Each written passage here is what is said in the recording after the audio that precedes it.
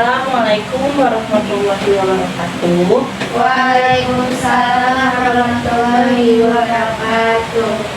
Apa kabar semuanya? Baik, Bu. Baik, Bu. Alhamdulillah baik ya. Hari ini kita masuk dalam pertemuan kedua, yaitu tentang pencatatan dana kas kecil. Sebelum kita masuk ke dalam materi, untuk ketua kelas boleh disiapkan terlebih dahulu, Naula. Baik teman-teman semua, sebelum melaksanakan pembelajaran hari ini, alangkah baiknya berdoa terlebih dahulu. Berdoa menurut kepercayaan dan agama masing-masing. Berdoa dimulai. Doa selesai. Terima kasih kepada Naula. Untuk pertemuan hari ini kita akan membahas tentang pencatatan dana kas kecil. Sebelumnya Ibu absen terlebih dahulu ya. Ya, Bu. Apa Alfidinilah, Hadir, Bu. Naula Novianti. Hadir, Bu.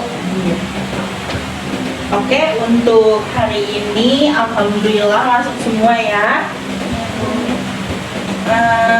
Sekarang kita akan masuk ke dalam materi. Sebelumnya, apakah sudah ada yang tahu tentang pencatatan dana kas kecil? Belum, Bu. Belum ya? Oke. Nanti akan Ibu tampilkan beberapa slide tentang pencatatan dana kas kecil.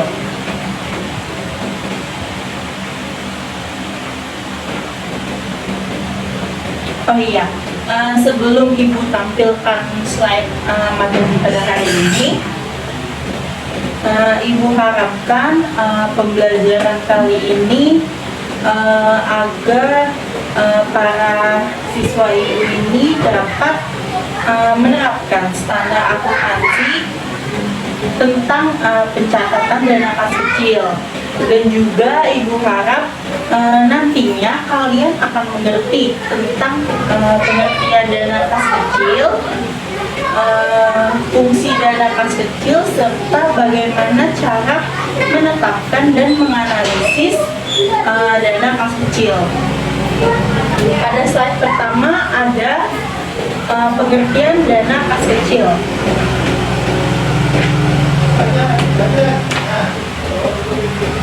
Nah, dana kas kecil itu adalah dana kas yang dibentuk secara periodik untuk menutupi pengeluaran yang sifatnya relatif kecil dan juga rutin, yang tidak memungkinkan dalam dana kas kecil ini kita menggunakan cek.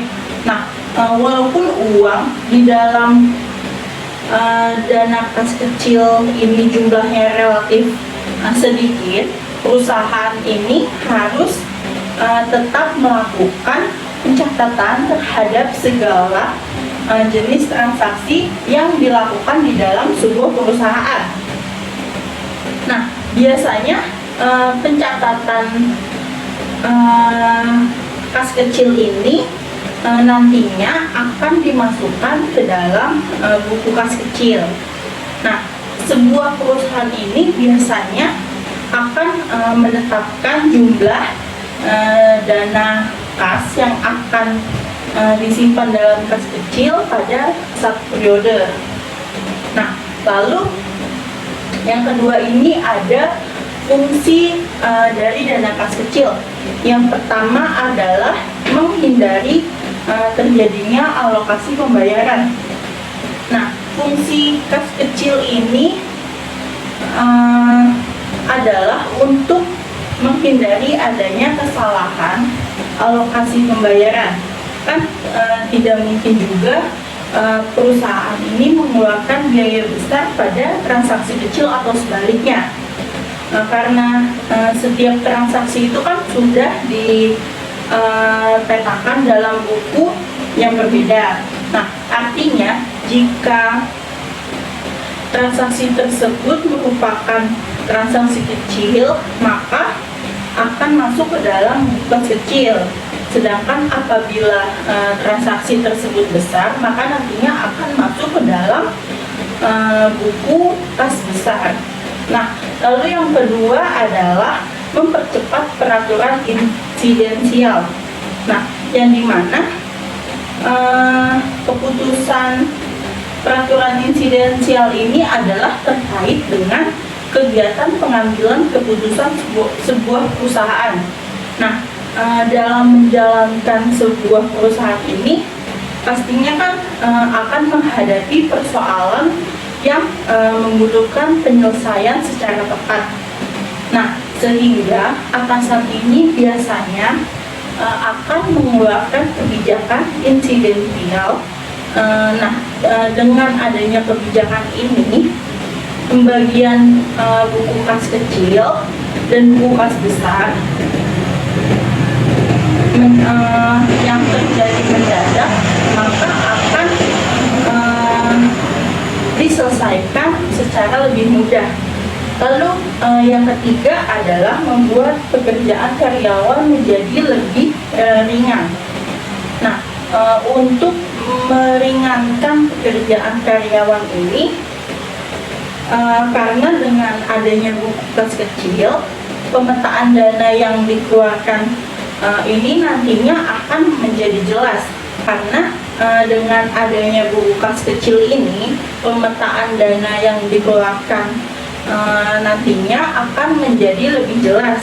Artinya analisis untuk bahan laporan perusahaan itu akan membuat pekerjaan karyawan menjadi lebih mudah dan juga dapat mempermudah laporan segala transaksi kepada atasan. Nah, lalu fungsi yang keempat adalah solusi bagi masalah perlengkapan dalam perusahaan. Nah, di dalam perusahaan ini kan pastinya nanti akan ada masalah-masalah tentang perlengkapan yang ada di dalam perusahaan. Nah, dikarenakan biasanya biaya perlengkapan ini dalam perusahaan itu relatif lebih kecil dibandingkan dengan biaya yang lain, karena nominalnya yang kecil. Tentu buku yang digunakan untuk mencatat transaksi pun adalah buku kas kecil. Nah, lalu selanjutnya adalah metode dana kas kecil. Yang pertama itu ada Impress Fund System atau metode tetap, yang dimana metode kas kecil ini membuat pembukuan kas kecil dengan jumlah rekening yang tetap.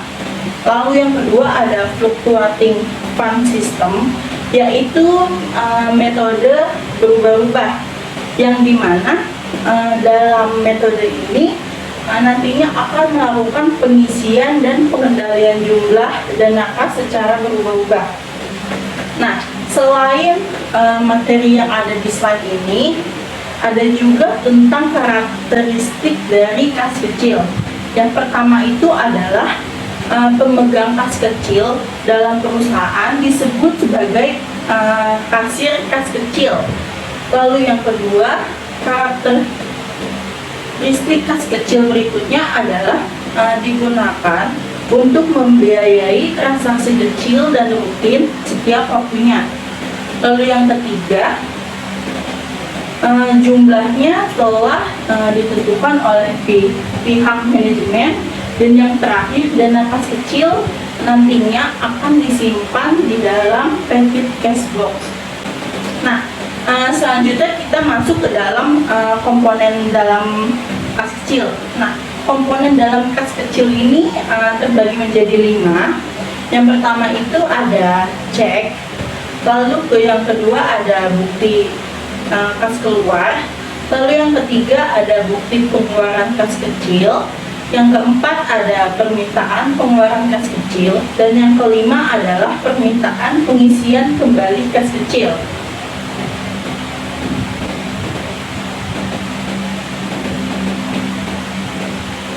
Nah, untuk cek ini adalah dokumen yang digunakan untuk melakukan pembayaran melalui pencairan dana di bank. Lalu untuk bukti kas keluar itu adalah dokumen yang berfungsi untuk mempermudah pencantuman pengeluaran kas ke dalam catatan keuangan. Nah, lalu yang ketiga adalah bukti pengeluaran kas kecil, yang dimana dokumen bukti pengeluaran ini merupakan bentuk pertanggungjawaban atas pemakaian dana kas kecil. Nah, lalu yang keempat adalah permintaan pengeluaran kas kecil, yang dimana dokumen permohonan pencairan dana kepada pihak pemegang kecil. Nah, lalu yang terakhir adalah permintaan pengisian kembali kas kecil, yang dimana dokumen yang dibuat oleh pemegang kas kecil kepada bagian utang agar menyediakan bukti kas keluar. Nah, lalu yang terakhir adalah manfaat dari kas kecil. Nah, manfaat yang pertama adalah meningkatkan layanan kepada pelanggan. Nah, untuk meningkatkan pelayanan pada pelanggan, misalnya dengan adanya agenda tertentu diperlukan penyediaan konsumsi. Nah, dengan adanya kas kecil ini, maka pelayanan konsumsi dari suatu perusahaan akan memuaskan karena dari sebelumnya sudah ada perhitungan. Lalu yang kedua adalah mengeluarkan dana mendesak untuk perusahaan. Misalnya suatu divisi perusahaan ini sedang membutuhkan dana cepat dengan pemenuhan tugasnya, maka kas kecil ini nantinya akan menjadi solusi dikarenakan dalam mengeluarkan dana besar akan membutuhkan waktu yang sangat lama prosesnya. Nah, lalu yang ketiga adalah memudahkan pencatatan keuangan bagi akuntan, yang dimana karena dalam pencatatannya ini kan sudah dikategorikan, maka untuk menganalisis data-data tersebut akan jauh lebih mudah. Nah, untuk melanjutkan pembelajaran kali ini, Ibu nanti akan tampilkan materi tentang pencatatan dana kas kecil. Nanti kalian simak, kalian perhatikan, nanti akan Ibu tanya kalian satu persatu.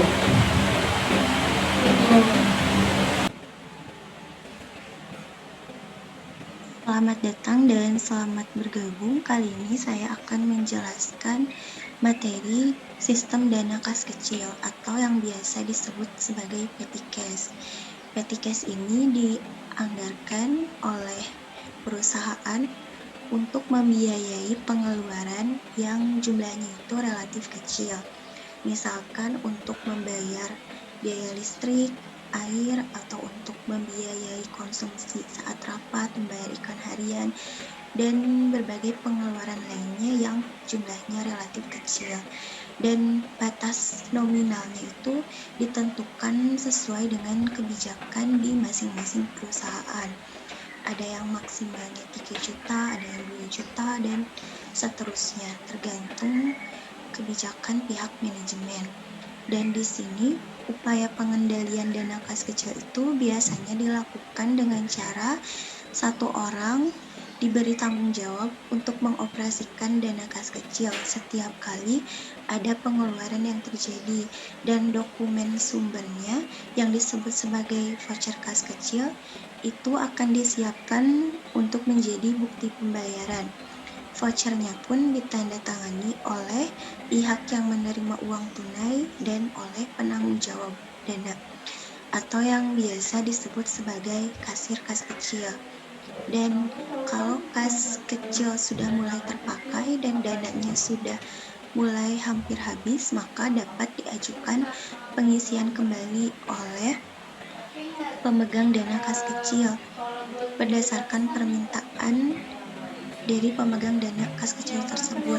Atau bisa juga jadwal pengisiannya ini dilakukan secara periodik. Misalnya, dalam satu bulan itu ditentukan akan diisi berapa kali, misalnya 2 kali di setiap tanggal 2 dan tanggal 25 atau dengan aturan lainnya. Dan pencatatan kas kecil itu punya 2 metode. Ada metode sistem dana tetap atau impress fund system, dan ada sistem dana tidak tetap atau fluctuation system. Perbedaannya ada 4. Yang pertama, untuk sistem dana tetap, saldo pembentukan kas selalu tetap sesuai ketentuan pihak manajemen. Jadi kalau di awal tahun misalnya diisi sebesar 2 juta, maka di tahun berikutnya pun akan selalu sama sebesar 2 juta. Dan untuk metode sistem dana tetap, besarnya itu tidak tetap atau berfluktuasi, tergantung ke jumlah penerimaan dan pengeluaran kas kecil. Perbedaan yang kedua, untuk sistem dana tetap, pada saat pengeluaran tidak perlu mencatat jurnal, dan jurnal itu hanya dicatat ketika pengisian kembali.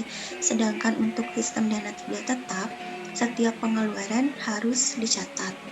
Dan yang ketiga, pencatatan kas kecil pada sistem dana tetap berfungsi sebagai alat pengendalian dan tidak bisa diposting ke buku besar. Sedangkan untuk sistem dana tidak tetap, pencatatan kas kecil ini berfungsi sebagai jurnal dan bisa diposting ke setiap akun di buku besar. Dan yang keempat, pada sistem dana tetap itu perlu dibuat jurnal penyesuaian atas transaksi yang tidak tercatat sebelumnya, dan di awal periode harus membuat jurnal pembalik. Sedangkan untuk sistem dana tetap itu tidak perlu membuat jurnal penyesuaian yang tidak tercatat, dan ayat jurnal penyesuaian baru dibuat di awal periode berikutnya. Nah, untuk lebih jelasnya, ada contoh soal. PD Jaya selalu membentuk kas kecil untuk membiayai pengeluaran yang jumlahnya relatif kecil. Kas kecil dibuka pada 1 Desember dan menerima uang sebesar 200.000 dari kas pusat. Kas kecil akan diisi kembali setiap tanggal 10 dan 25. Nah, berarti PD Jaya selalu ini menjadwalkan pengisian secara periodik selama 2 kali dalam sebulan. Nah, di sini ada rincian transaksi yang terjadi selama bulan Desember. Ada pembelian perangko, pembayaran listrik, lalu pengisian kembali dana kas kecil, dan seterusnya. Lalu berikut ini di bawah ada jurnalnya. Yang pertama, untuk sistem dana tetap. Pencatatan yang pertama itu adalah pada saat pembentukan kas, yaitu di tanggal 1. Jurnalnya yaitu kas kecil di debit karena di sini kasnya bertambah, dan saldo normal kas ketika bertambah itu di debit. Dan kreditnya adalah kas dari pusat. Di sini kasnya dikredit karena kas berkurang untuk mengisi dana kas kecil. Untuk sistem dana tidak tetap pun jurnalnya sama, kas kecil di debit dan kas dikredit sebesar 200.000. Nah, berikutnya adalah pencatatan transaksi tanggal 3 Desember, yaitu pembelian perangko sebesar 10.000 dan materai 10.000. Karena perangko dan materai ini termasuk ke dalam akun perlengkapan atau kategori barang yang habis dalam waktu kurang dari 1 tahun, maka transaksi ini dicatat pada akun perlengkapan kantor di debit, dan kas kecilnya berkurang di sebelah kredit sebesar 20.000 untuk sistem dana tidak tetap. Dan untuk sistem dana tetap, itu ketika terjadi transaksi pengeluaran tidak dibuat jurnal. Dan berikutnya, tanggal 7 ada pembayaran rekening listrik 40.000 dan air 20.000. Dicatat di beban air dan listrik di debit dan kas kecilnya berkurang di sebelah kredit. Dijumlahkan 40 dan 20 jadi 60.000 untuk di sistem dana tidak tetap, dan untuk sistem dana tetap itu tidak di jurnal. Lalu selanjutnya di tanggal 10 ada pembentukan kembali dana kas kecil atau pengisian. Nah, untuk metode sistem dana tetap di jurnal baru ketika terjadi pengisian. Jurnalnya di sebelah debit itu jenis pengeluaran apa yang dilakukan dan kreditnya adalah kas. Jadi kas dari pusat itu berkurang untuk mengganti si pengeluaran yang terjadi sebelum pengisian dilakukan. Berarti di sini karena sebelumnya di tanggal 3 ada pembelian perlengkapan kantor dan di tanggal 7 ada pembayaran rekening listrik, maka untuk tanggal 10 dicatat perlengkapan kantor di debit 70.000, beban air dan listrik di debit 60.000 dan jumlahnya sebesar 80.000 itu pada akun kas di sebelah kredit. Sedangkan untuk sistem dana tidak tetap, karena sebelumnya sudah di jurnal, maka saat pengisian kembali cukup menjurnal kas dari pusat di sebelah kredit karena berkurang untuk mengisi kas kecil yang akan bertambah di sebelah debit sebesar 80.000. Lalu lanjut ke transaksi berikutnya. Di tanggal 12 ada pembayaran biaya telegram sebesar 15.000 dan biaya iklan sebesar 40.000. Berarti untuk metode dana tidak tetap itu tidak di jurnal seperti biasa untuk pengeluaran, dan untuk sistem dana tidak tetap di jurnal. Biaya telegram sebesar 15.000 di sebelah debit, biaya iklan sebesar 40.000 di sebelah debit, dan kas kecilnya berkurang sejumlah 15.000 ditambah 40.000 menjadi 55.000. Lalu di tanggal 15 ada ternyata setelah mempertimbangkan berbagai kebijakan, dana kas kecil ini dianggap terlalu besar sehingga 50.000 itu harus disetor kembali ke kas. Artinya setelah adanya transaksi ini, maka jumlah kas kecil yang semula dianggarkan sebesar 200.000 dikurangi menjadi 50.000. Jadi nantinya jumlah kas kecil itu sebesar 150.000. Jurnalnya di tanggal 15 itu kasnya bertambah kembali 50.000 kas di pusat dan kas kecilnya berkurang sebesar 50.000. Di sistem dana tidak tetap pun jurnalnya sama, kas di debit dan kas kecil di sebelah kredit sebesar 50.000. Lalu jurnal selanjutnya tanggal 18 ada pembayaran biaya angkut barang yang dibeli sebesar 25.000. Untuk metode dana tetap tidak di jurnal dan di metode dana tidak tetap di jurnal. Biaya angkut pembelian di sebelah debit 25.000 dan kas kecilnya berkurang di sebelah kredit 25.000. Lalu di tanggal 22 pembayaran biaya telegram sebesar 20.000. Di metode dana tetap tidak di jurnal dan metode dana tidak tetap di jurnal, biaya telegramnya di debit 20.000 dan kas kecilnya pun berkurang untuk membayar biaya telegram sebesar 20.000. Nah, lalu berikutnya sesuai aturan tanggal 25 akan ada pembentukan kembali atau pengisian dana kembali kas kecil. Artinya dana yang diisi adalah dana yang dianggarkan untuk membayar kembali pengeluaran setelah tanggal 10. Berarti pengisian kembali ini dilakukan untuk mengganti uang yang dikeluarkan di tanggal 12, 15, 8, tanggal 12, 18, dan 22. Karena tanggal 15 ini bukan transaksi pengeluaran, melainkan transaksi pengembalian dana. Jurnalnya untuk metode dana tetap berarti biaya telegram yang terjadi sebelumnya di tanggal 12, biaya iklan. Yang terjadi di tanggal 12, biaya angkut pembelian sebesar 25. Dan di tanggal 22 ada biaya telegram lagi sebesar 20.000, itu digabung ke transaksi biaya telegram yang sebelumnya terjadi di tanggal 12. Jadi ditambahkan 20 dan 15.000 menjadi 35.000. Dan untuk di metode sistem dana tidak tetap, itu jurnalnya kas berkurang sebesar 100.000 dan kas kecilnya kembali bertambah 100.000. Kenapa 100.000? Karena pengeluaran sebelumnya yang terjadi di tanggal 12, 15, dan 22 jika dijumlahkan itu hasilnya adalah 100.000. Selanjutnya, transaksi tanggal 26. Pembelian perlengkapan kantor sebesar 25.000. Untuk metode dana tetap itu tidak di jurnal dan metode dana tidak tetap di jurnal. Perlengkapan kantornya bertambah karena membeli dan kas kecilnya berkurang karena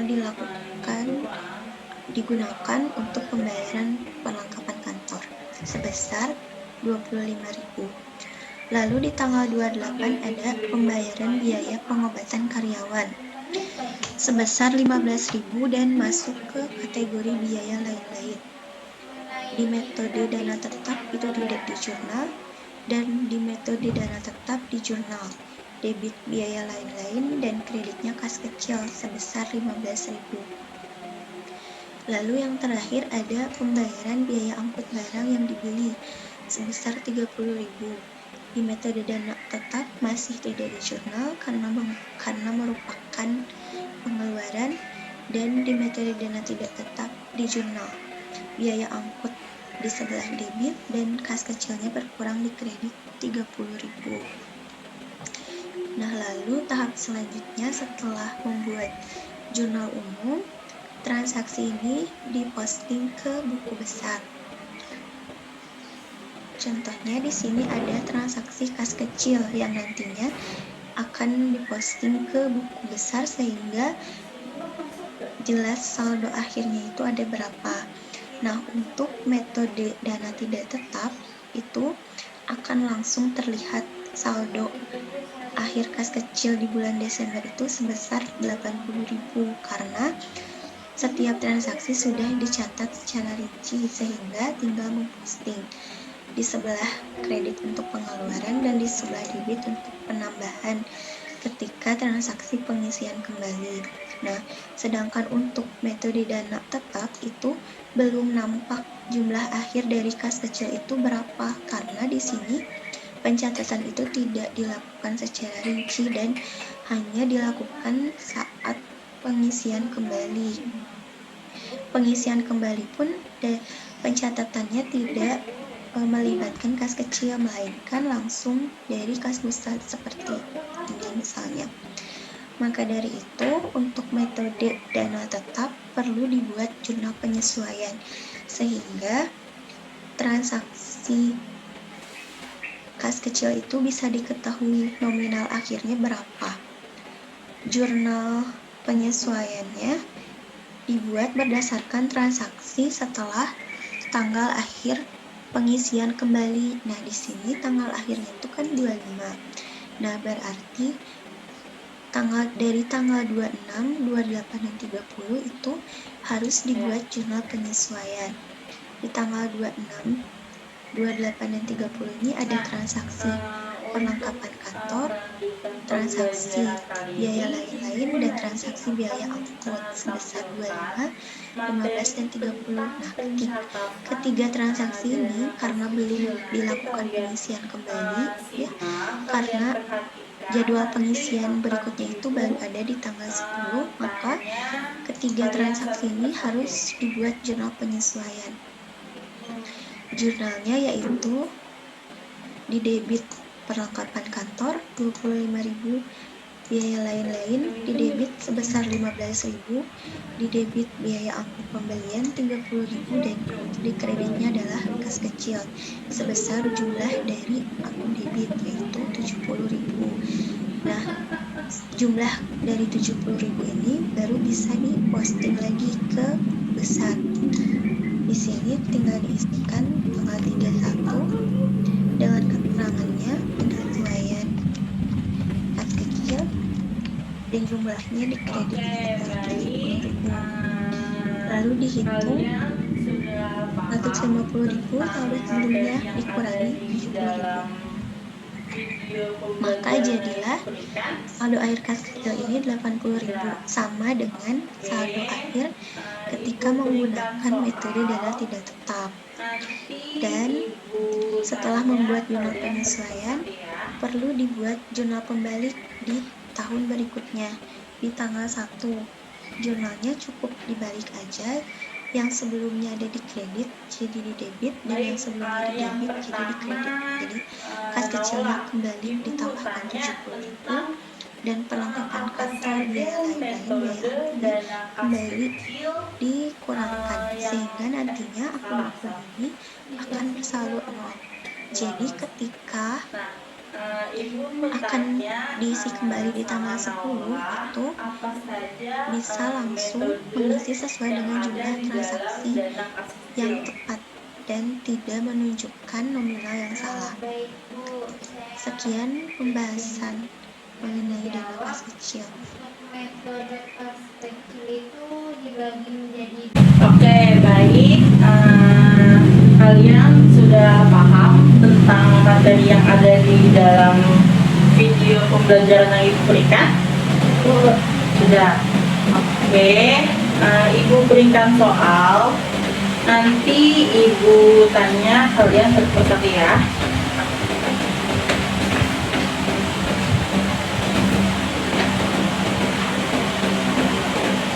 Baik, yang pertama Naula. Ibu mau tanya sama Naula, apa saja metode yang ada di dalam dana kas kecil? baik Bu, saya izin menjawab. Untuk metode kas kecil itu dibagi menjadi dua Bu, ada metode tetap dan metode berubah-ubah. Boleh dijelaskan sedikit apa yang kamu ketahui tentang metode tetap dan juga metode berubah-ubah? Untuk metode tetap yang saya ketahui itu metode kas kecil ini membuat pembukuan kas kecil dengan jumlah rekening yang sama atau tetap. Sedangkan metode berubah-ubah itu melakukan pengisian dan pengendalian jumlah dana kas secara berubah-ubah sesuai dengan kebutuhannya. Iya, betul sekali. Jadi metode dalam dana kas kecil itu ada dua, yang itu metode tetap dan yang kedua adalah metode berubah-ubah. Nah, selanjutnya Ibu mau tanya ke Afla, apa yang terjadi jika suatu perusahaan tidak memiliki dana kas kecil? Oke Bu, izin menjawab. Jadi jika perusahaan ini tidak punya kas kecil, soalnya pada masanya ini kas kecil digunakan dalam transaksi kecil yang terjadi dengan Bu. Operasional perusahaan harus melakukan pengelolaan kas kecil secara baik, karena jika tidak adanya pengelolaan kas kecil ini, setiap harinya mungkin tidak akan berjalan dengan baik. Iya, betul sekali Afla. Nah, kenapa sebuah perusahaan itu harus mempunyai dana kas kecil? Itu dikarenakan dana kas kecil ini sangat penting untuk mencatat transaksi-transaksi yang terjadi setiap harinya, karena kan tidak mungkin sebuah perusahaan ini setiap harinya mengeluarkan transaksi yang besar. Nah, bisa jadi mereka mengeluarkan transaksi yang relatif kecil, sehingga dengan adanya transaksi yang relatif kecil itu, maka ada yang namanya dana kas kecil. Untuk pembelajaran hari ini, apakah ada yang ingin ditanyakan? Tidak ada Bu. Tidak ada. Sudah paham ya tentang pengertian jenis dan juga metode dalam dana kas kecil. Nah, untuk selanjutnya kita akan belajar tentang bagaimana caranya menetapkan dana kas kecil serta bagaimana menganalisis dana kas kecil. Oleh karena itu, besok Ibu harap kalian membawa kalkulator dan juga penggaris ya. Ya Bu. Oke, mungkin itu saja yang dapat Ibu sampaikan pada hari ini. Semoga materi yang Ibu sampaikan hari ini dapat diterima dengan baik oleh kalian semua. Ibu ucapkan terima kasih. Wassalamualaikum warahmatullahi wabarakatuh. Waalaikumsalam